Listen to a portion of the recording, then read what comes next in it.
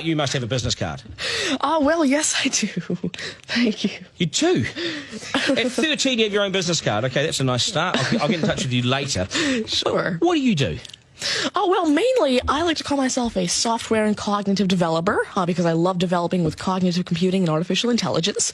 I am an algorithmist. I love working with, designing, and implementing algorithms. I'm a keynote and TEDx speaker. I'm an author. I've written a book, and I'm working on another one about IBM Watson. And, of course, I'm also an IBM champion for cloud and honorary IBM cloud advisor. Oh, where did Hang I on go a second. wrong? Someone just get me a flannel countdown. Do you go to school? Well, I'm currently homeschooled in grade 8, going to grade 9 now. Wow. Okay, so you're bright. Artificial intelligence, it's taking over the world. Is that fair to say? Well, you see, that's actually one thing that I believe a lot of people have, the sort of misconception that artificial intelligence is this technology that was made to replace humans, that really everything we do, whether it be, our jobs or whatever we do at home every day. But really what I believe is that artificial intelligence was developed and is continuing to be developed for the sole purpose of really augmenting our life and amplifying our skills or capabilities and what we can do every day. But what about when the computers actually learn that they're better than us? Well, you see, that's sort of called a singularity of artificial intelligence, at which point artificial intelligence has surpassed human intelligence to the point that we cannot control it. But really what I believe at this point, artificial intelligence, I won't go into the details right now since we're limited on time, but the thing is right now, artificial intelligence itself as a technology is so foolable and so primitive that either A, we won't reach that singularity point, or B, if we do, it's a very long ways off. Do you understand that, Mark? No. I couldn't. I wanted to take notes for the exam at the end of this. You lost them in the first sentence. Could I perhaps offer you a golf ball? There you go. Thank you very much. You do this YouTube channel, which you teach people. What is that all about, and who is your target audience? Yeah, sure. Now, I actually have a YouTube channel called Tanmay Teaches that I've been running for around 6 years now, and it has over 144 videos and now 22,000 subscribers.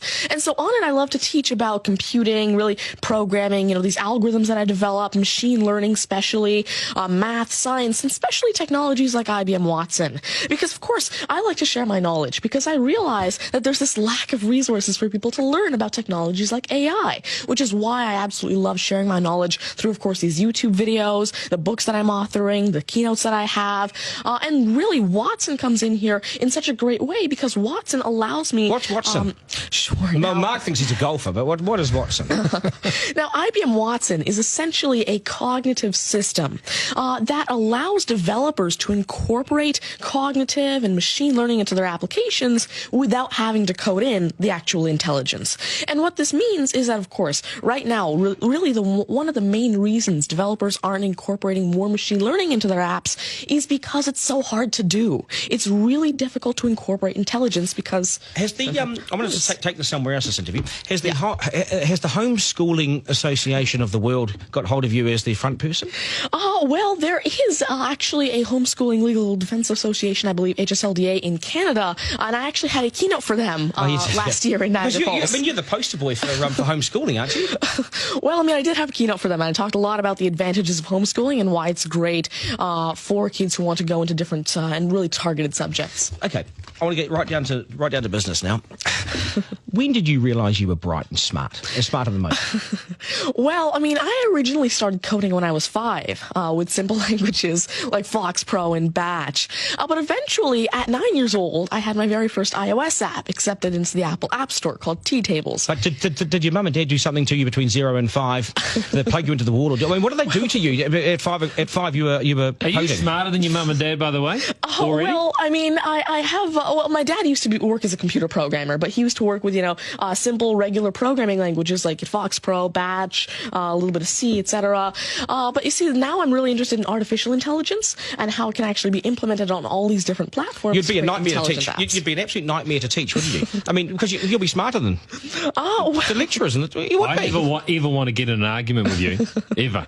But I would like to see you on a quiz show because I think you would nail that. Well, you see, there is one thing that I've been working on, and it's essentially an app called Ask Tanmay, an NLQA system. And so essentially it's a system that can take your natural language questions and answer them for you using Watson and artificial intelligence. And actually, the original reason why I made Ask Tanmay, there's an Indian version of the Who Wants to Be a Millionaire show called KBC, which I originally wanted Ask Tanmay to play. So that actually ties in quite a bit with what I wanted to do. It's nice to see you. Do you get, because you're homeschooled, you wouldn't go to school dances and things like that, would you? School socials and things? Do you well, I actually used to be regularly schooled until grade 6. Right. Then I became homeschooled, and so of course I still do have my This is friends still from a school. victory for public schools. Take that golf ball and bring it back to me when you've actually worked out a way in which it'll always go straight. Because I think you could do it. Technically, using a genetic algorithm or something. I knew there'd be an answer. Hey, it's brilliant to meet you. You're a complete inspiration. Thank you. And I hope my son was watching, a 7-year-old son. Message to Buster Garner, you got work to do, mate. Do your homework, and we got to sharpen things up. Nice to see you. Thank you very much. All the very best. Thank You're you. amazing. Thank you. You're amazing. Okay, news is next, and then we are joined by today's panel, which won't be as smart as this guy, but they'll still be good, and we will head back to some of the beach as well for a game of 9 and 10. So much pressure now on the contestant in 9 and 10 just to rip through it and get it right. That's coming up after 8.